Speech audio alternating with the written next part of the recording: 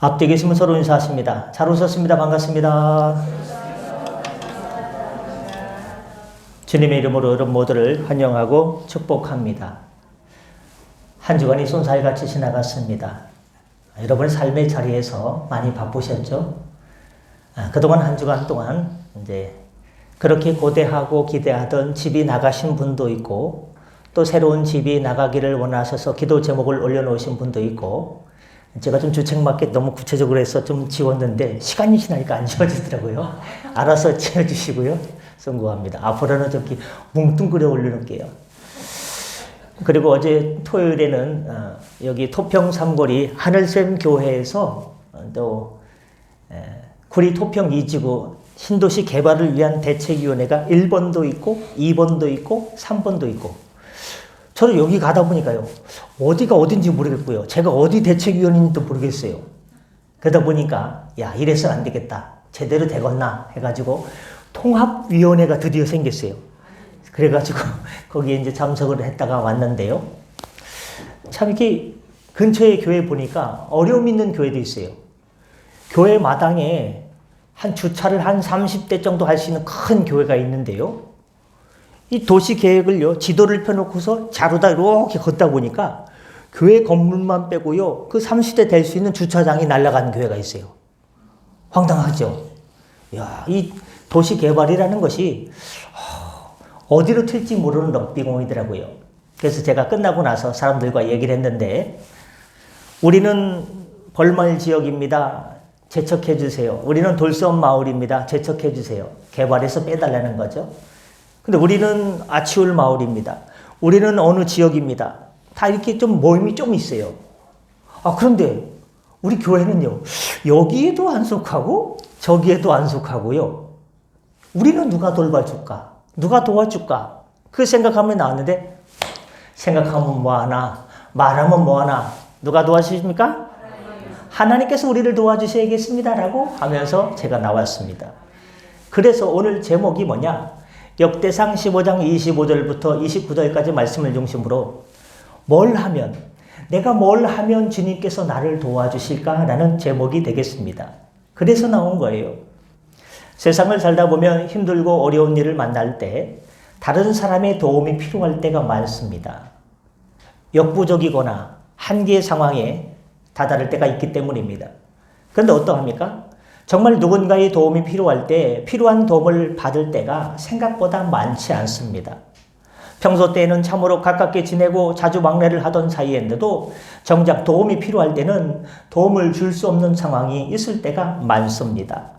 때로는 정말 힘들 때 가족조차도 도움이 되지 않을 때가 있습니다. 애석하죠.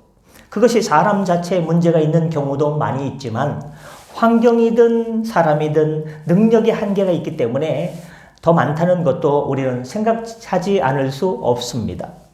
돈 문제든 건강 문제든 도와주는 사람이 있다면 얼마나 좋을까?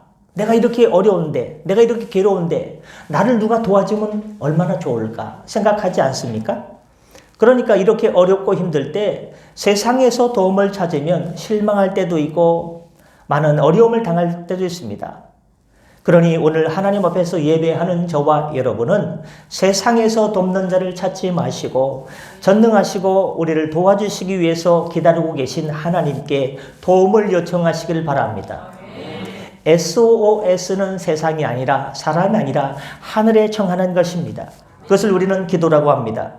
26절에 보시면 하나님이 여호와의 언약궤를 맨 레위 사람들을 도우셨으므로, 하나님께서 도와주셨는데 언약궤를 메고 가는 사람들을 도와주셨다는 것입니다. 그런데 하나님께서는 사람을 도와주시기는 도와주는데 무조건 다 도와주는 게 아닙니다. 세상에서 악을 행하는 자들과 하나님을 섬기지 않는 자들도 하나님께서 도우실까요? 돕지 않습니다. 하나님이 돕는 사람이 있는가 하면 오히려 하나님께서 야, 이놈, 너는 좀 정신 좀 차려야겠다, 인생 채찍과 사람 막대기로 후들겨 패는 사람이 있어요. 그러면 어떻게 돼요? 괴롭죠. 하나님께 돌아와야 되는 거죠. 예를 들어볼까요? 사울 왕과 다윗 왕을 비교해 보겠습니다. 하나님이 이스라엘 백성들이 다른 데는 왕이 있는데 우리에게는 왜 왕이 없습니까? 왕 좀 주소! 왕 좀 주세요! 왕 좀 주세요 하고 요청했을 때 사울을 이스라엘의 첫 번째 초대 왕으로 세워주셨습니다. 처음에는 괜찮던 사울이 사울아 그러면 예 주님 겸손하고 허리를 동여 매던 사울이 왕이 된 다음에는요 약간 거드름 피고요 변질이 되었습니다. 블레셋과의 전투에서 선지자 사무엘 선지자가 와서 제사를 드리고 전쟁을 나가야 되는데 아무리 기다려도 안 오는 거예요. 시간이 됐는데 안 오는 거예요. 속이 뒤집어집니다. 참을 수가 없으니까 야따 내가 제사를 드리겠다 하고 마음이 변질돼서 자기가 사무엘 선지자 오기 전에 제사를 드렸습니다. 그러면 안 되는데 여러분 사람이 변질되면 안 됩니다. 우리가 살면서 들으면 안 되는 말이 있습니다. 그게 무슨 말이냐? 저 사람 변했어. 임기순이 변했어. 임 목사 변했어. 11년 전에 안 그랬는데. 좀 변한 게 있겠죠. 나를 좀 몰아가려고 하는 얘기는 아니었는데. 사람이 변했어. 저 사람 변했어. 그러면요, 곤란합니다. 성경은 하나님께서 사울로 왕을 세우신 것을 후회했다라고 말씀합니다. 기록합니다. 하나님께서 후회하는 사람에게 뭘 도와주겠습니까? 무슨 도움을 주겠습니까? 그러나 다윗에 대해서는 내가 이새의 아들 다윗을 만나니 내 마음에 합한 자라구나. 마음에 쏙 드는 자라는 겁니다. 여러분 자녀들이 여럿 있어도요. 마음에 드는 애들이 있고요. 마음에 안 드는 애들이 있죠. 다 같이 마음에 드십니까? 마음에 안 드는 자녀도 있고요. 마음에 쏙 드는 자녀도 있습니다. 근데 그게 롤러코스터처럼요. 늘 동일한 건 아니고요. 조금씩 변해요. 오늘은 얘가 마음에 들고 내일은 얘 이름이 마음에 들고 그렇게 됩니다. 하나님 마음에 쏙 들었다는 거예요. 누가요? 이새의 아들 다윗을. 그 다음부터 하나님께서 누굴 도와주셨냐? 마음에 쏙 드는 다윗을 도와주기 시작했습니다. 왜냐하면 다윗이 하나님 마음에 쏙 들었기 때문입니다. 제가 잘 하지 못하는 것 중에 하나 뭐냐? 주방 정리를 잘 못해요. 그래가지고 혹시 주중에 주방에 오셨던 분들은 아시겠지만요. 라면 박스를 한 3개 갖다 놓고요. 비닐이 큰 거 김장용 비닐을 한 3개 놓고요. 그냥 오면요 대충 집어 던져요. 근데 이게 눈에 거슬리는 분들이 있었나. 그러니까 이래서는 안 되겠는데 저는 이거 어떻게 수습이 안 되는 거예요. 비닐 재활용 수습이 안 되는데 어떤 분이 고민하는 거예요. 어떻게 하면 질서 있게 교회 주방이 될 수 있을까 하다 보니까 이렇게 밀어놓고 이렇게 쓰레기통을 사다 놓고 하니까요 깔끔해졌더라고요. 식사하시기 전에 이렇게 한번 띄다 보십시오. 뭔 말인지 아실 겁니다. 난 이게 잘 안 되는데 누가 이거를 대신해 주면요 얼마나 고마운지 몰라요. 하나님께서는 다윗을 양치는 목동에서 한 나라의 왕으로 세워주셨고 왕권을 계속 이어가도록 하셨고 그 왕통에서 메시아가 탄생케 했었습니다. 세상에 이런 복이 어디 있습니까? 내가 자녀를 낳고 자녀를 낳는데 그 후손 중에 왕손이요. 얼마나 좋겠습니까?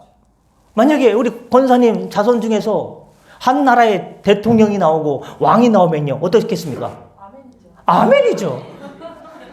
하나님께서 이렇게 우리를 도와주시는 분이라는 겁니다. 가끔 잘 맞춰서 고마워요. 그러면 하나님께서 구체적으로 어떤 사람을 도와주시는가? 따라합니다. 첫 번째는 즐겁게 일하는 사람. 여러분 식당을 운영해도요. 이놈의 시간이 언제 가나 이거 언제 가나 하고 일하는 사람이 있어요. 근데요. 알아서 일을 찾아가지고 하는 사람이 있어요. 주인 입장에서는요. 알아서 시키지 않았는데 일을 찾아서 하는 일꾼을요. 되게 좋아합니다. 저는 식당 어떤 친한 분하고 옛날에 봤어요. 주인이 없는데 제가 갈비탕을 먹으러 갔는데 알아서요. 빈 접시를 닦고요. 정리정돈을 하고요. 오늘은 주방 정리를 뭘 하지? 제가요. 주인도 없는데 좀 쉬어요. 저는 그런 걸 못해요. 근데 그런 사람이 단점이 있더라고. 너무 열심히 하다 보니까 오래 못 가. 지쳐. 그래서 뭐가 나을까? 좀 대충 하면서 오래 하는 사람이 나을까? 아니면 너무 꼼꼼히 열심히 하면서 금방 배터리 다는 사람이 나을까? 조금 너무 열심히 안 해도 오래 가는 사람이 낫겠다는 생각이 들었지만 욕심을 부리자면 열심도 하면서 오래가는 삶이 어떨까라는 사람이, 여러분이 그런 삶이 되시길 바랍니다. 즐겁게 일하는 사람은 행복합니다. 중세 기독교에서 첫 손가락에 꼽는 유명한 신학자 중에 토마스 아퀴나스가 있습니다. 이분이 쓴 큰 책이 있는데, 시리즈가 있는데 신학대전입니다. 신학개요라고도 하고요. 아주 방대한 부피의 책을 출판했습니다. 그 책의 골자가 이후 신학의 뼈대가 될 만큼 토마스 아퀴나스는 기독교 신학을 재정립한 사람입니다. 나는 교회는 오래 다녔는데 뭔가 신학의 골자가 없어, 뼈대가 없어, 난 좀 모래 위에 지은 집 같아 하시는 분들은요, 토마스 아퀴나스의 신학대전을 한번 사다 놓고 잠이 안 올 때 한 장씩 읽다 보면요, 잠이 솔솔 올 겁니다. 그래서 하나님께서 마음에 쏙 들었어요. 토마스 아퀴나에게 나타나셔서 묻기를, 이야, 너 어쩜 그렇게 성실하니? 내가 너한테 무엇을 해주면 좋겠니? 네가 무엇을 원하든지 내가 너한테 다 줄게라고 이렇게 말씀하셨다고 합니다. 근데 토마스 아퀴나스가, 주님, 저는 별로 달리 구할 게 없는데요. 만약에 저한테 물으셨으면 뭐라고 말했을까요? 장로님 기도하신 것처럼, 주님, 토평 이지구 종교 부지를 최소 200평으로 딱 주시옵소서. 그리고 저쪽에 다산 신도시에 비밀리에 600만 원, 700만 원 싸게 종교 부지가 나왔던 것 아시죠? 그렇게 해가지고 200평 주시고, 그리고 장로님들 평생 44년간 기도했던 것처럼 벽돌로 지은 아름다운 교회를, 아시아에서 가장 아름다운 방주 교회를 한 2장 정도 땡겨서 한 20억 정도 해가지고 좀 예쁘게 짓게 해주시고, 일단은 저 한강뷰 아파트는 너무 비쌀 것 같으니까 저기 가까운 그냥 신명 아파트나 그냥 새로 하나 사택이나 지시옵소서라고 얘기했을 거예요. 그러면 이놈아, 너는 욕심이 많구나 하셨을 텐데, 토마스 아퀴나스는 무엇을 원하느냐? 아이, 글쎄요, 저는 별로 달리 구할 게 없어요. 야, 그래도 뭔가 필요한 게 있잖아, 얘기해봐. 하나님, 저는 하나님 외에는 다른 것이 필요치 않습니다. 제 인생 하나님 한 분만으로 만족합니다. 할렐루야. 라는 유명한 일화가 있습니다. 이 한마디의 고백을 들으시고 하나님께서 토마스 아퀴나스를 생각하실 때 얼마나 기뻐하셨을까. 하나님이 주시는 복 자체를 구하지 아니하고 그 복을 주시는 하나님을 구했습니다. 그런 이유 때문에 토마스 아퀴나스가 평생 동안 휘파람 불면서 책을 썼고 즐겁게 일했고 즐겁게 봉사했습니다. 하나님 자신을 즐거워하기에 하나님을 생각만 해도 즐겁고 하나님의 말씀을 듣기만 해도 즐겁고, 쉽게 비유하면요, 사람들이 로또를 많이 사요. 그러면요, 다 이제 월요일부터 사는 거예요. 아, 로또 살 돈이 도대체 돈이 계속 나와요, 사람들이. 조금씩 한 개, 두 개도 안 사요. 막 10개씩 사고 그래요. 10개 해도 10,000원이지 않습니까? 그러면요, 휘파람 부는 거. 이게 당첨되면 뭐 신명 아파트를 살까? 어디 크루즈 여행을 갈까? 한 달짜리 우리 집사람이랑 결혼 몇 주년으로 갈까? 하고 되게 즐거워요. 생각만 해도 이게 당첨되면 한 20억만 되면 좋겠는데, 생각만 해도 어떻습니까? 사람들이 좋아하는 거예요. 근데 우리는 로또를 좋아하는 것이 아니라, 좀 어려운 일이지만 하나님을 생각만 해도 즐겁고 하나님의 말씀을 듣기만 해도 즐겁고 하나님을 꿈속에서 뵈면 더욱더 즐겁지 않겠습니까? 요건요, 하나님의 은혜를 체험한 사람만 알 수 있어요. 하나님의 은혜를 경험하지 못한 사람은요, 뭔 소리 하는겨 하고 모릅니다. 그래서 토마스 아퀴나스로 하여금 그렇게 굉장한 일을 하도록 주님께서 도와주신 것입니다. 본문 25절 26절의 배경을 간단히 설명해 봅니다. 블레셋이라는 이방 나라가 이스라엘 백성들과 전투하다가 법궤를 빼앗고 나서 나라에 큰 어려움이 생겼습니다. 많은 사람이 죽었습니다. 어이구 무서워 해서 다시금 돌려보낼 때 아비나답이라고 하는 사람의 집으로 돌려보냈습니다. 이 아비나답의 집에 법궤가, 하나님의 언약궤가 20년 동안 머물렀습니다. 그래서 다윗이 성막을 짓고 처음에 아비나답의 집에서 법궤를 옮겨올 때 어디에다 옮겨오느냐? 소 달구지에 싣고 옮겼습니다. 법궤는 소 달구지에 실어서 옮기는 것이 아닌데 말입니다. 자기들 마음대로 했습니다. 우리가 하나님을 섬길 때 내 마음과 내 생각대로 하면 하나님과 충돌하게 됩니다. 소가 띠므로 소 달구지 위에 있는 법궤가 들썩들썩 하더니 떨어지려고 하다가 급기야 떨어지게 됩니다. 제사장이 아니고서는 법궤를 붙잡을 수 없게 되어 있었는데 너무 급한 나머지 아비나답의 아들 우사가 훗 하고 만지다가 법궤를 만졌습니다. 자기 딴에는 하나님의 법궤가 떨어지면 안 됐기 때문에 붙잡았습니다. 그러나 하나님께서 하지 말라고 하신 것을 한 것입니다. 거기에 하나님과 충돌이 되었다고 성경은 기록하고 있습니다. 우사는 안타깝지만 그 자리에서 죽고 말았습니다. 이 사건 이후에 다윗이 다윗성으로 그 법궤 모시기를 두려워하며 무서워했습니다. 또 누가 죽을까? 나도 죽을까? 그리고 바로 옆에 있는 아비나답의 집이 아니라 오벳에돔의 집으로 법궤를 옮겼습니다. 오벳에돔은요, 예? 하나님의 법궤를 우리 집에 모신다고요? 법궤가 우리 집에 왔으니 얘들아 우리 가족들 다 모여봐. 가족회의를 했습니다. 하나님의 법궤를 잘 모셔야 된다. 내 뜻과 내 생각과 내 방식으로 섬기는 것이 아니라 하나님의 계명대로 법궤를 잘 모시자. 지극정성으로 3달 동안 모셨습니다. 그랬더니 20년 동안 모시고도 복을 받지 못한 아비나답의 집에 비해서 오벳에돔의 집에는 하나님께서 복에 복을 주시고 은혜에 은혜를 주시는데 왕궁까지 소문이 들어갈 정도로 복을 내려주셨습니다. 할렐루야. 여러분의 올 한 해 2024년도에는 즐겁게 하나님을 섬기고 하나님의 계명과 말씀대로 내가 올 한 해는 하나님 은혜를 많이 만나보리라.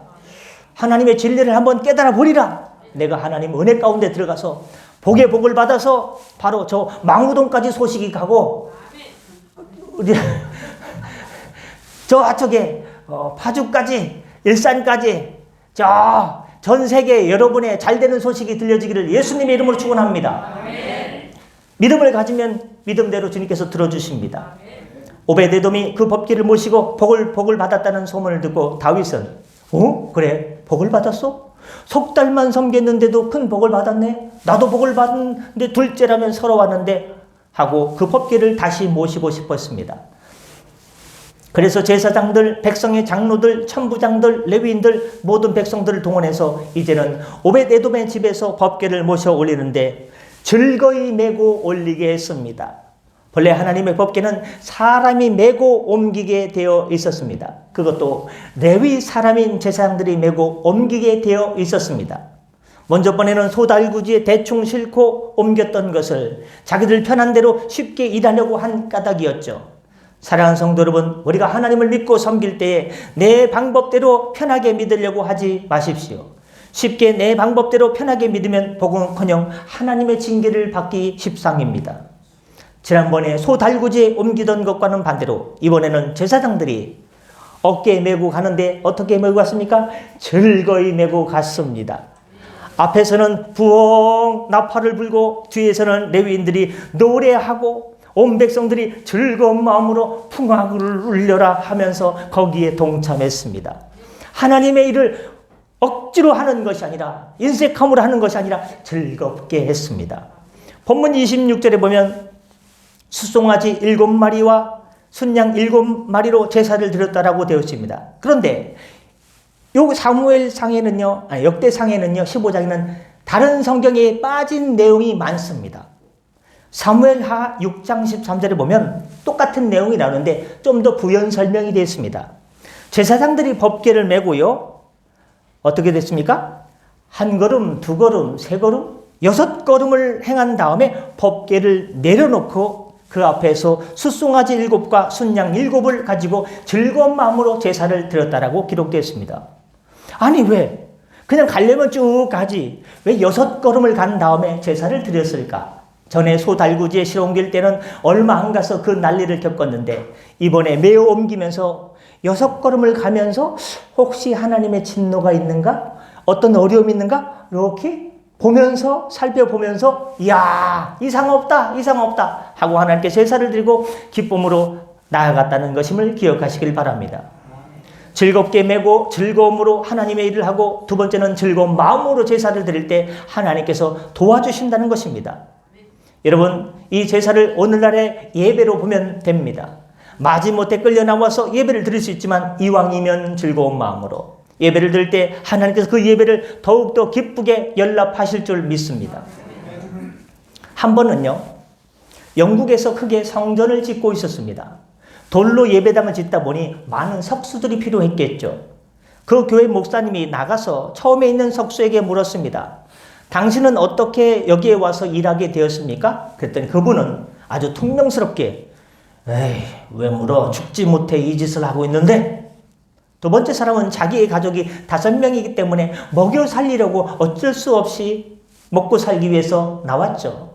세 번째 사람은 저는요 다른 곳에서 석수를 하고 있던 사람인데요. 근데 교회가 돌로 예배당을 짓는다는 이야기를 듣고 교회를 나 좀 써주십시오 하고 부탁을 해서 이 일을 하게 됐습니다. 그리고 제 평생 예배당을 2번 짓겠습니까? 제 기술을 가지고 하나님의 일을 하게 되었으니 얼마나 기쁘고 감사한 일인지 모릅니다. 저는 감사한 마음으로 내 생전에 내 자손들에게 야 아버지는 그냥 석수가 아니야. 돌로다가 예쁘게 저 성덕교회를 짓는데 내가 일주일에서 야 이놈들아 하고서 자손들에게 나도 이야기할 수 있게 됐다. 얼마나 즐거운지 모른다 하면서 휘파람 불면서 일을 하는 것입니다. 그의 얼굴에 기쁨과 즐거움이 충만했습니다.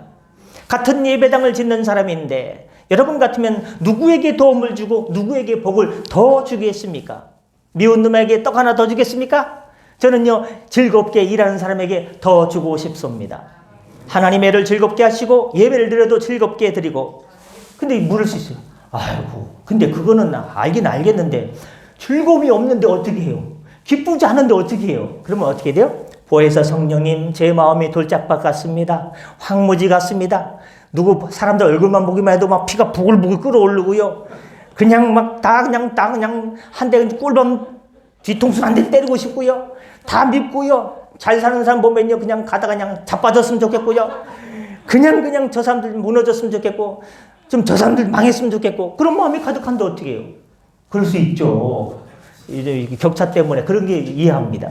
성령님 제가 마음이 그렇습니다. 누굴 보면 죽이고 싶고요. 막 죽일 정도로 미워하는 마음이 많다는 거예요.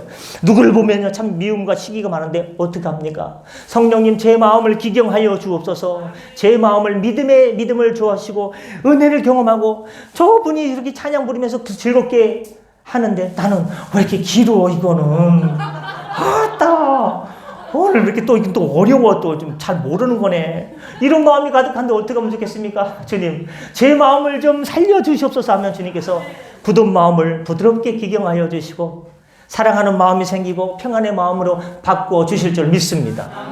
그래서 기도가 생명인 거예요. 사랑하는 성도 여러분, 저는 여러분들이 즐겁게 예수님 믿고 행복하게 신앙생활하고 기왕이면 즐겁게 직장생활을 하고 즐겁게 사업도 하시고 행복하게 장사도 하시고 모든 가정생활을 영위해 나갈 수 있게 되기를 예수님의 이름으로 축원합니다.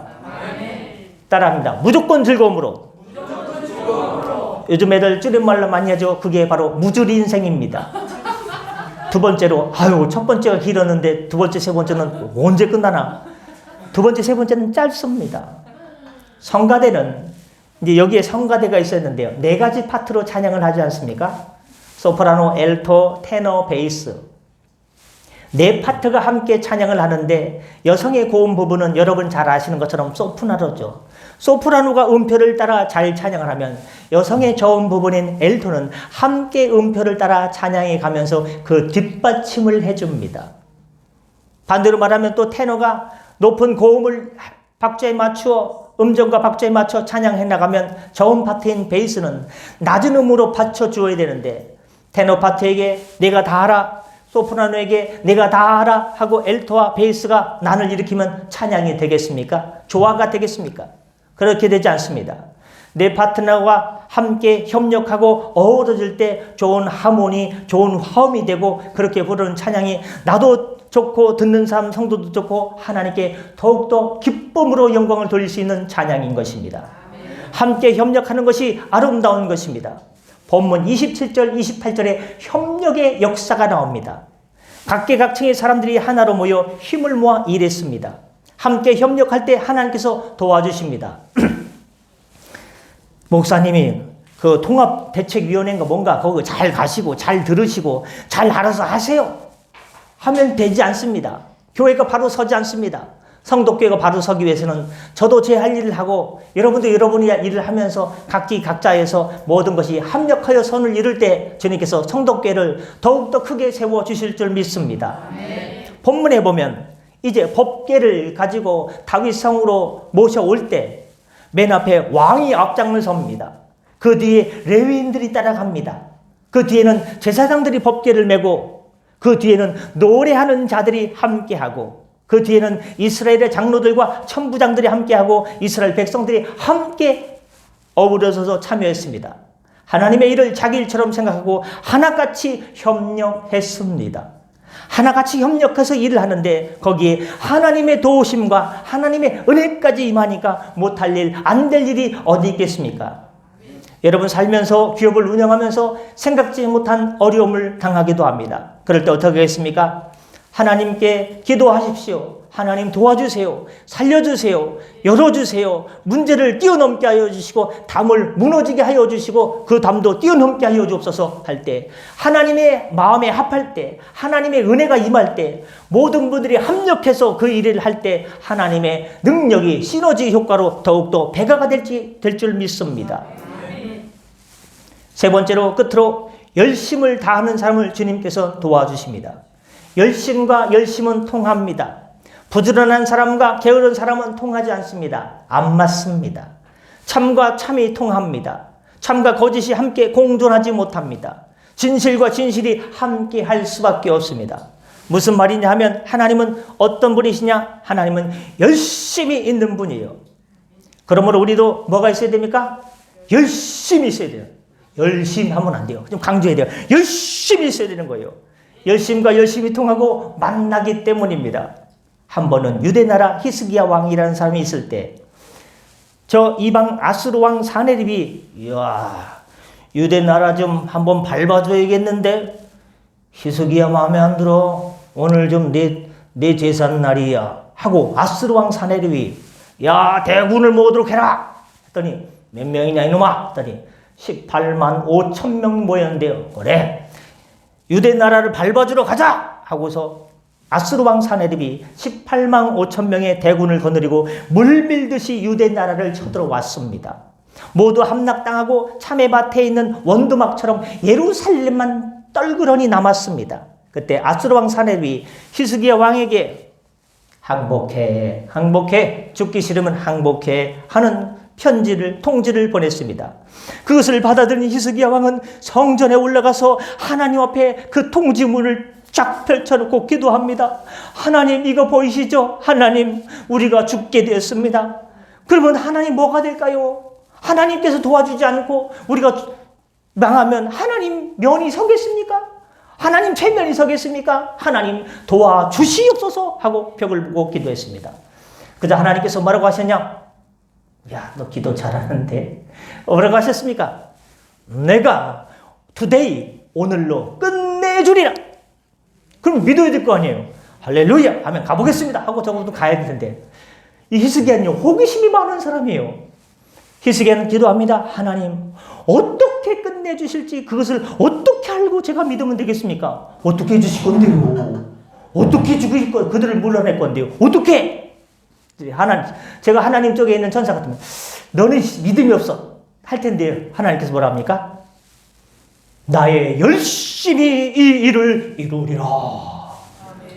그날 밤에 천사가 나타나서 18만 5천 명을 다 물리쳤습니다. 아침에 나가서 딱 보았더니 18만 5천 명이 전부 송장이 되어버렸습니다. 아수르 왕은요 낮이 뜨거워서 자기 본국으로 돌아갔습니다. 얼굴도 들지 못하고 자기 본국으로 들어간 사네립 왕은 자기 나라의 국신 신전에 가서 이방신을 모시고 있는 신전에 가서 아따 이스라엘 하나님은 이처럼 이스라엘을 이기기도 없는데 우리 신은 뭐 하고 있는 거예요? 왜 날 안 도와주는 거예요? 신이요 그렇게 하소연하고 있을 때 뒤에서 갑자기 누가 나타납니다. 자기 몸에서 난 아들이 와가지고 살금살금 와가지고 죽어야 되고서 푹 자기 아버지 왕을 찌르고 도망가 버렸습니다. 여러분 이와 같이 하나님은 주님이 말씀하신 것에 대해서는 하나님의 열심을 가지고 그 일을 이뤄내시는 분입니다. 아, 이 일이 힘들겠는데? 근데 기도하면 하나님의 음성이 들리는 거예요. 나의 열심이 이 일을 이루리라. 기업이 어렵느냐? 가정이 어렵느냐? 사역이 어렵느냐? 너 열심 안 내도 돼. 나를 사랑하기만 하면 돼. 이웃을 사랑하기만 하면 돼. 하나님을 사랑하고 내 이웃을 사랑하는 첫째 되고 둘째 되는 이 큰 계명을 지키기만 하면 나의 열심히 이 일을 도와줄 것인데 알겠느냐 하는 주님의 음성이 들려지게 될 줄 믿습니다. 오늘 여러분 열심히 있으면 하나님께서 도와주십니다. 오늘 본문에서 29절에 간단히 기록하고 있지만 사무엘하 6장 20절 23절에 보면 세밀하게 구체적으로 기록되어 있습니다. 법계 행렬이 끝없이 이어지면서 모든 백성이 즐거워하고 다윗 왕이 앞에서 춤을 추며 기뻐하면서 즐거워하고 있었습니다. 그런데 이때 한 여인이 있었으니, 비련의 주인공 한 여인이 있었으니 집안에만 있던 다윗의 아내 미갈이 커튼을 젖히고 창으로 빼꼼히 내려다보다가 다윗 왕이 춤추며 뛰는 것을 보곤 이야, 왕이 채통머리 없이 채신머리 없이 뭐하는 짓이야, 아우 나 뜨거워 생각을 했습니다.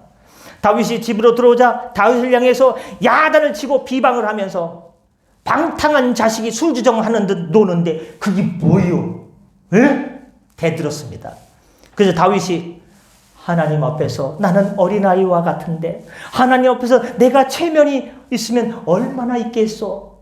내 아비의 나라를 빼앗아서 나에게 주신 하나님 앞에 내가 춤추며 기뻐하는 것이 무엇이 잘못됐는지, 이보다 더 천히 여김을 받을지라도 나는 하나님 앞에서 기쁘게 춤출 건데 했습니다. 결국 하나님께서 다윗을 돕고 그렇게 회방하고 비방하던 미갈에게는 하나님의 징계, 저주가 임해서 평생 혼자 살다가 죽었습니다.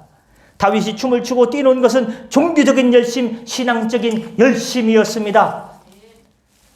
여러분 가장 기뻐하는 말씀을 드립니다. 무슨 말씀이요, 권사님? 끝마칩니다. 끝마칩니다.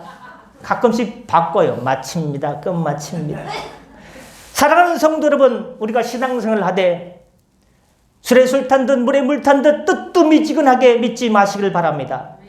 하나님의 열심을 가지고 달려가면 하나님께서 여러분을 도와주시고 여러분의 기업을 책임져 주시고 자녀들 반드시 책임져 주는 복된 물된 동산의 기업이 될 줄 믿습니다. 기도하겠습니다. 은혜 주님, 즐겁게 일하고 협력하여 일하며 최선을 다해 열심을 다함으로 주의 은혜를 덧입는 복된 물된 동산 같은 시냇가에 심겨진 같은 하나님 복된 성도의 삶이 되게 주의 성령으로 도와주시옵소서. 감사드리며 예수님의 이름으로 기도드립니다. 아멘. 죄송한데 목사님 말씀 들으면서 찬양이 생각났어요. 하나님의 열심이라는 곡이. 찬양, 하나님의 열심 찬양이 생각났다. 해도 될까요? 예, 할렐루야. 찬양 하나님의 열심 들으시면서 준비하신 예물 하나님께 드리겠습니다.